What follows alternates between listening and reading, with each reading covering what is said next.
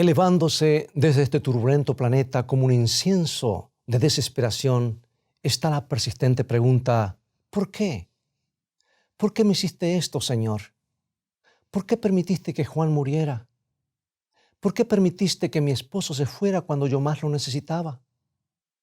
¿Por qué permitiste que el auto derrapara, el avión se estrellara, el bote se hundiera, el hotel o la casa se quemaran?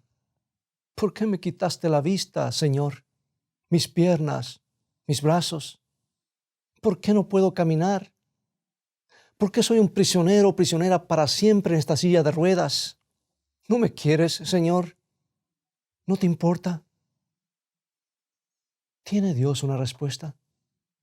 Una respuesta suficientemente convincente como para cambiar la sinfonía de lágrimas en un dulce canto de confianza o aún en una rapsodia de gozo. Mantente en sintonía.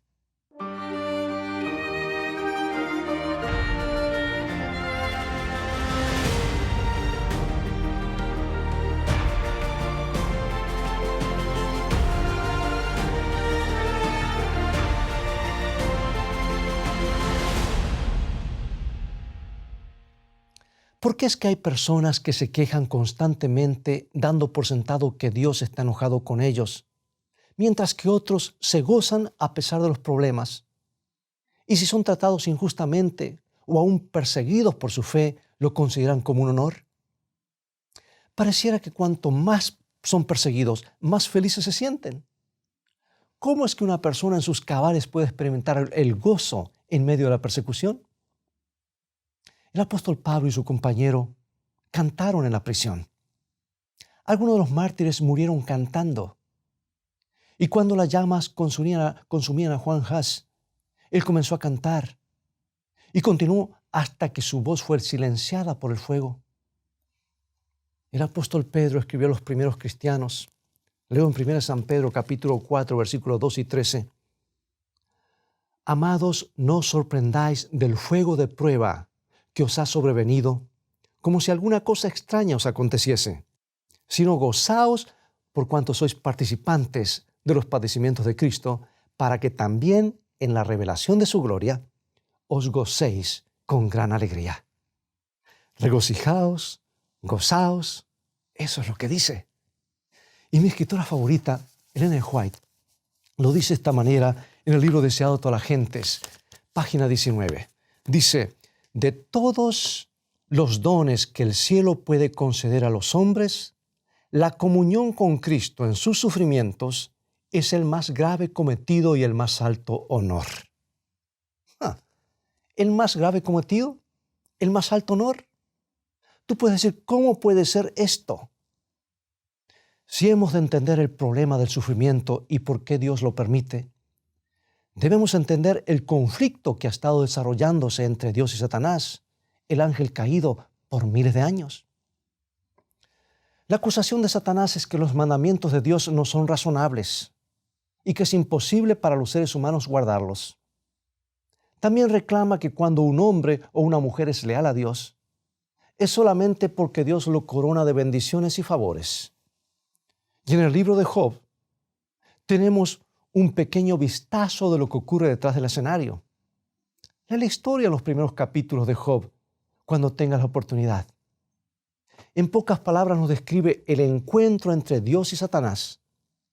Y Dios pregunta a Satanás si ha visto a su siervo Job, y Satanás dice, sí, pero no te sirve de balde. Tú le has puesto un cerco alrededor y lo has coronado de favores. Quítale ahora su cerco. Quítale todo eso y verás si no te maldice en la cara.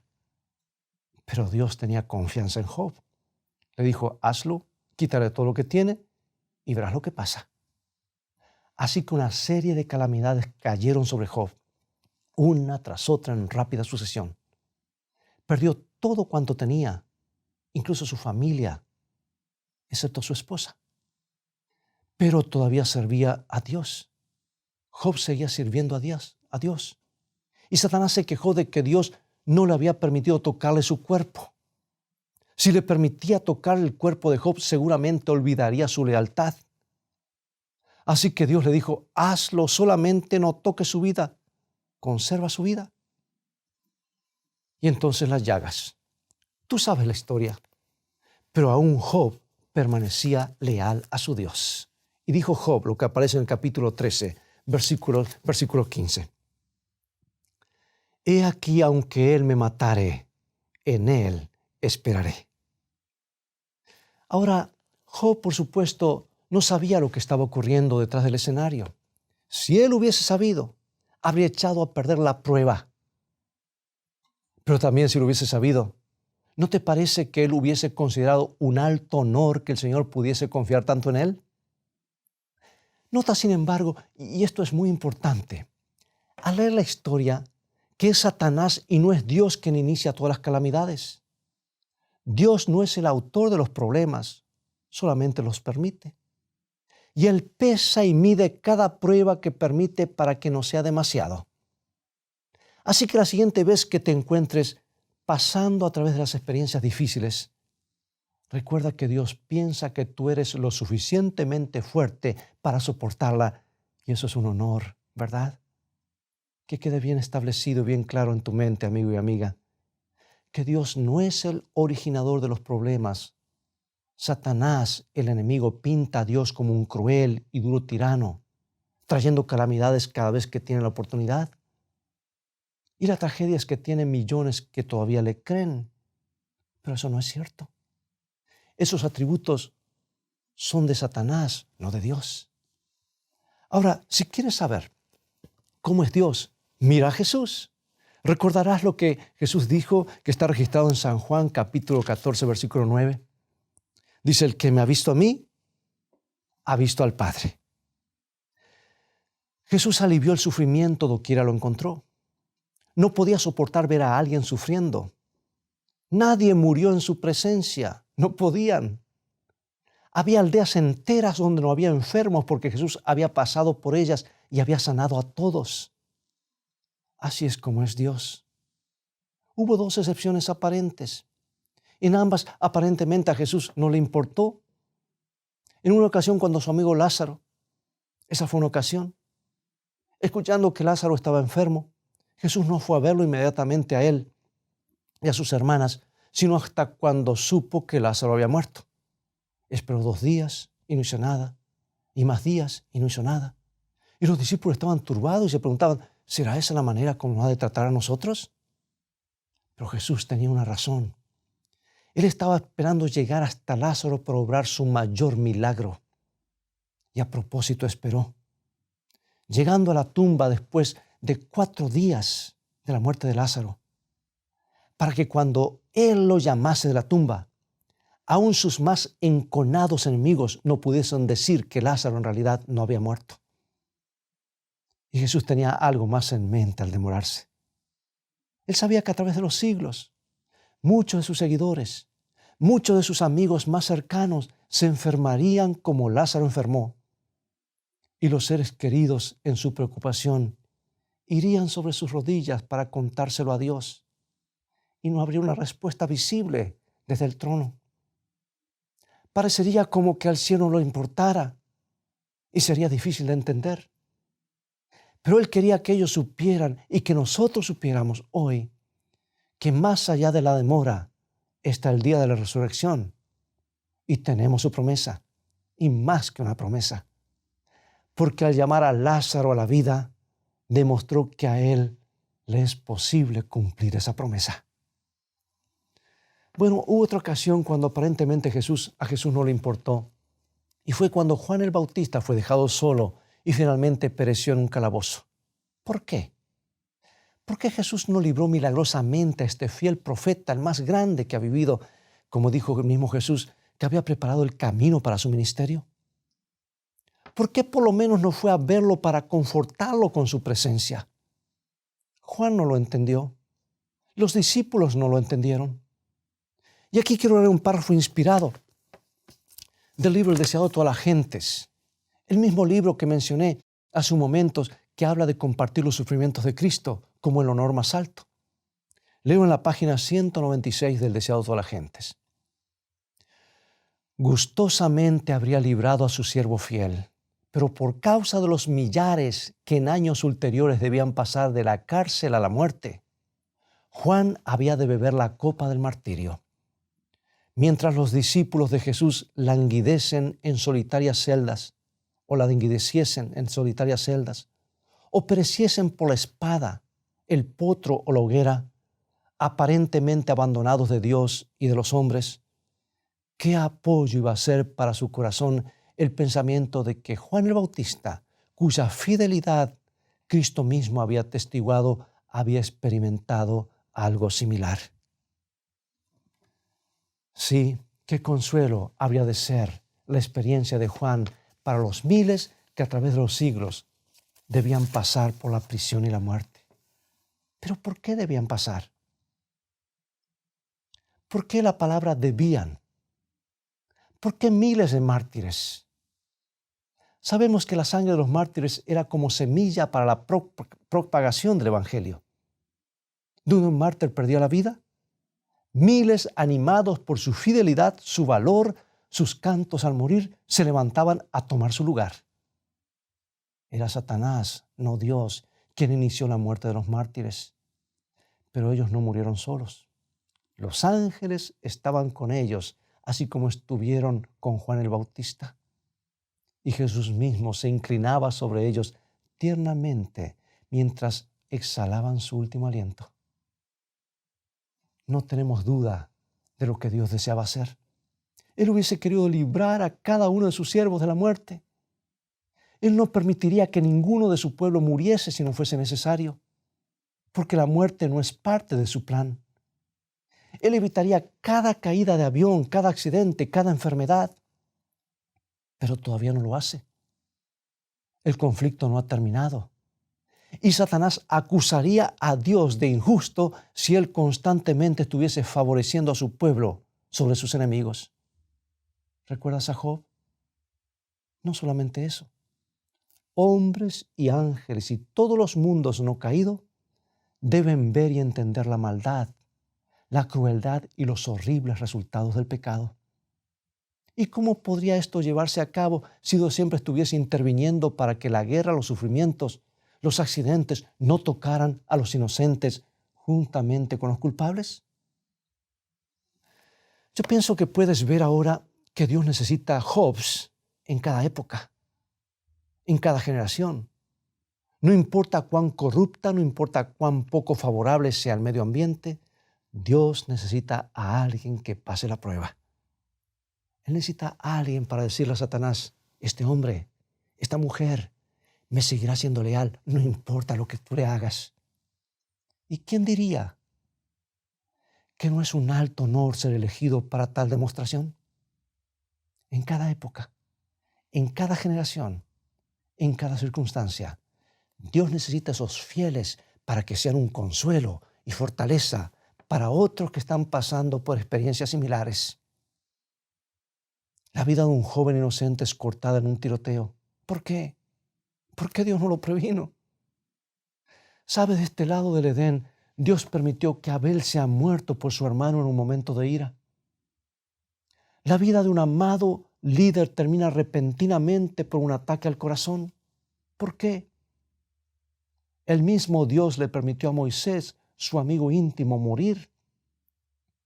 Y me gustaría pensar que en sus últimas horas juntos, en la cumbre del monte, fuera de la vista del pueblo, a Moisés se le dio una visión no solamente de la tierra prometida, sino también del mismo Calvario. Estoy seguro que esos fueron los momentos más sagrados, los momentos más preciosos que Dios y Moisés pasaron juntos. Los demonios podrán decir al oído que no podemos servir a Dios en días como los que vivimos. Días tan corruptos que no podemos confiar en nuestros líderes ni en las personas. Días tan violentos que hasta nuestros hogares han llegado a ser fortalezas armadas.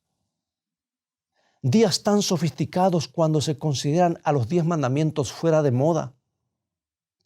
Días en que el orgullo de la tecnología hacen que no se sienta la necesidad de Dios. Pero Noé vivió en días como los nuestros y demostró su fe ante centenares que lo ridiculizaban. Hay otra clase de sufrimiento. Un sufrimiento que es peor que la soledad, la persecución el ridículo o la muerte misma. Es la tortura de la culpa. Los demonios te dirán al oído que has ido demasiado lejos, que Dios nunca te aceptará, que nunca te perdonará. David, el asesino, lo experimentó con sus manos manchadas de sangre. ¿Cómo se habrá burlado Satanás de Dios? Mira, a quien tú llamas el hombre de acuerdo al corazón de Dios. Pero me imagino a Dios observando a David balbucear su hermosa oración de arrepentimiento en el Salmo 51. Mira, Satanás, ¿ves lo que está diciendo y escribiendo? Él no me está pidiendo que salve su reino, o a Betsabé, o al niño, o aún su propia vida. Él está rogando solamente por perdón, y yo lo voy a perdonar. Y Dios lo perdonó. Y Él te perdona a ti también, y a mí. Yo pienso en la gran procesión que un día muy pronto entrará en la ciudad de Dios con Jesús al frente. Jesús, quien fue perseguido y hostigado por ángeles caídos a cada paso del camino desde Belén hasta el Calvario. Jesús, quien guardó los mandamientos que Satanás se había dicho nunca podrían ser guardados. Jesús, quien rehusó bajar de la cruz y abandonar su plan de salvarnos, sin importarle cuán intenso fuese el sufrimiento causado por el enemigo. David estará en esa procesión, y Job, y Jeremías, y Noé, Juan el Bautista, los discípulos de Jesús y todos los mártires, el solitario, el inválido, el confinado a las sillas de rueda, pero ahora caminando, el cojo sin su bastón, los incontables héroes que sufrieron a través de todos los siglos. Mi oración es que tú y yo estemos allí. Satanás ha tenido a la mayoría de las personas de su lado a través de toda la historia de este planeta, haciéndoles dudar de Dios y culpándolo por los problemas, culpándolo de injusticia. Pero en el día final, cuando los perdidos de todas las edades sean congregados en la vasta planicie fuera de la ciudad, toda la evidencia será expuesta, toda rodilla se doblará y toda lengua confesará que Dios ha sido infinitamente bondadoso, justo y bueno. Y a través de todo el universo no habrá un trazo de simpatía por la rebelión de Satanás. Y entonces vendrá el fuego final. Y el incienso de la desesperación se elevará y desaparecerá con el humo de un planeta ardiendo. Nunca más la pregunta ¿por qué? La sinfonía de las lágrimas no se oirá más, porque cuando Dios mismo seque las lágrimas, habrán desaparecido para siempre.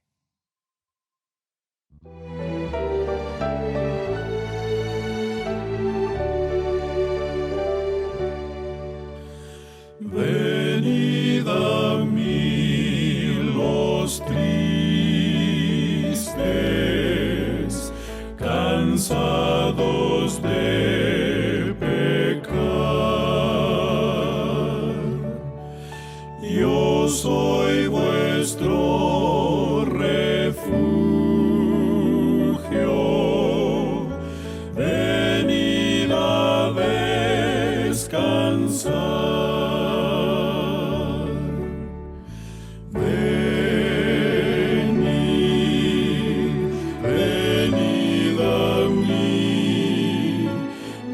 Cansados de pecar,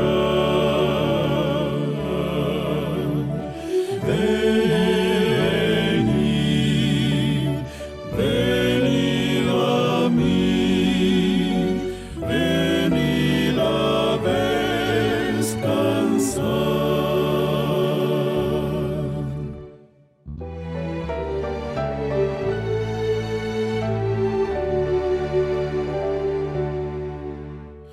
Venid a mí cansados, mi voz hoy escuchad, y así seréis librados de toda iniquidad.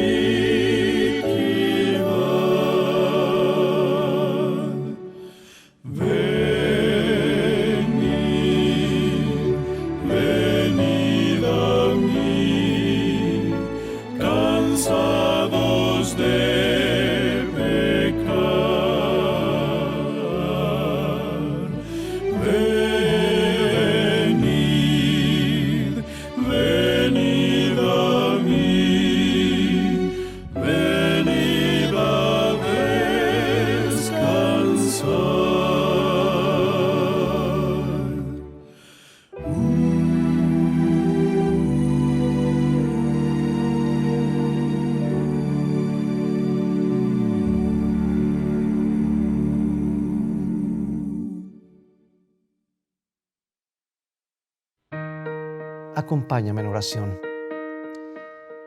Padre Celestial, gracias porque tú contestarás todos nuestros porqués algún día. Gracias porque prometes estar con nosotros a través del sufrimiento. Gracias porque a través de las pruebas nos permites mostrar nuestra lealtad hacia ti. Y gracias porque prometes un día secar nuestras lágrimas para siempre. Apresura ese día, te lo rogamos en el nombre de Jesús, quien sufrió y murió por nosotros. Amén.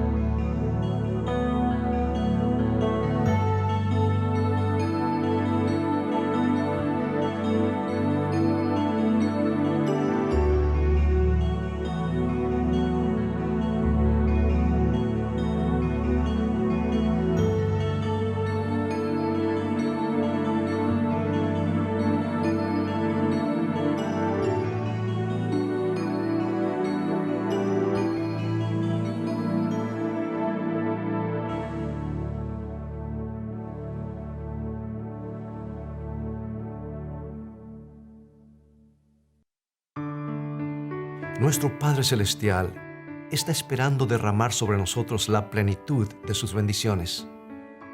Es privilegio nuestro beber abundantemente en las fuentes del amor infinito.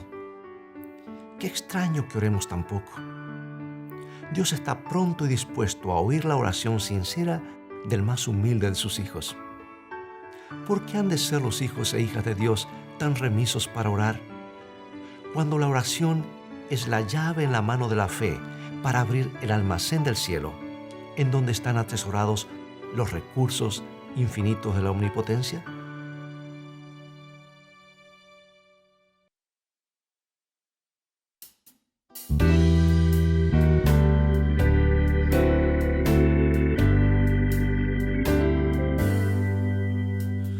De mi tristeza y esclavitud, vengo Jesús,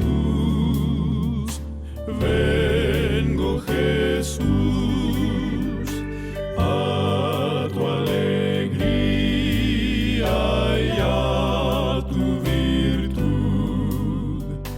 Vengo Jesús, a ti.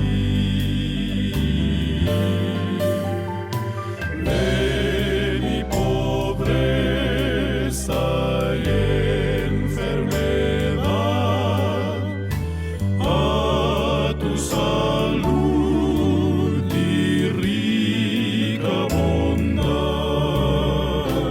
a tu presencia de mi maldad.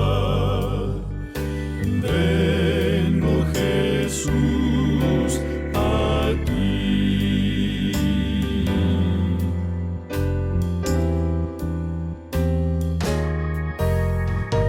De mi soberbia y ansiedad, vengo Jesús,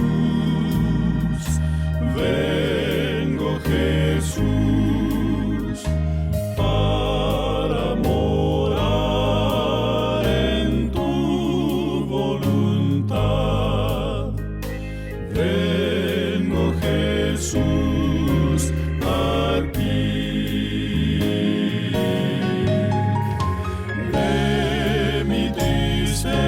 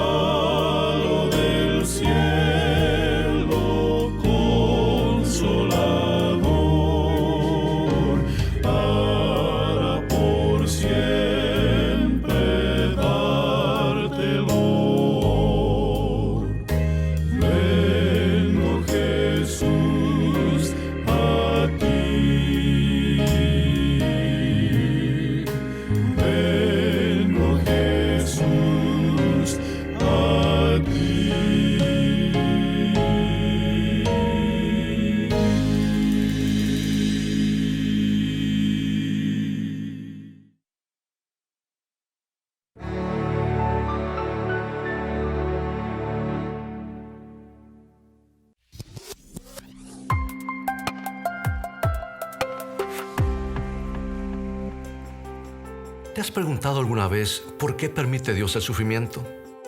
¿Cómo se originó la maldad en la tierra? ¿Cuál es la marca de la bestia? ¿Cómo puedo identificar a un profeta verdadero? Hoy quiero presentarte las nuevas guías de estudios bíblicos, Escrito está. Este conjunto de 25 lecciones contesta cada una de estas interrogantes con la Biblia, en un formato simple de preguntas y respuestas, y contiene amplias ilustraciones gráficas, historias introductorias y tablas de ayuda adicional. Estos estudios se pueden adquirir en conjunto o en forma individual y son una excelente herramienta para entender la Biblia a profundidad. Para más información, visita ahora mismo la tienda de escritoestá.org o llama al 423-362-5834. Descubre a través del estudio de la Biblia el maravilloso plan de Dios para tu vida.